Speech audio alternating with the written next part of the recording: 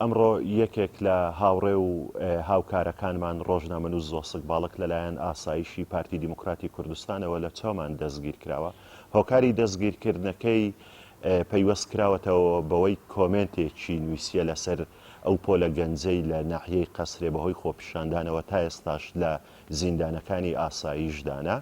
گرتنی هاوڕێ و هاوکارمان ڕۆژنامەنووس زۆسک باڵک کە ڕۆژنامەنووسە بە دەر لە مافەکان و یان یاسای ڕۆژنامەنووسی کە بەرکارە لە هەرێمی کوردستان گیراوە، بەڵام هۆکاری گرتنەکەی بەو شێوەیە بەبێ فەرمانی دادگا ئاماژەدانێکە لۆ ئەوەی کە چالاکوانان ڕۆژنامەنووسەکانی دیکە لەو سنوورە نەتوانن بە ئازادی بنووسن، بە ئازادی قسە بکەن، پشتیوانی لە خەڵکی ئازاد بکەن.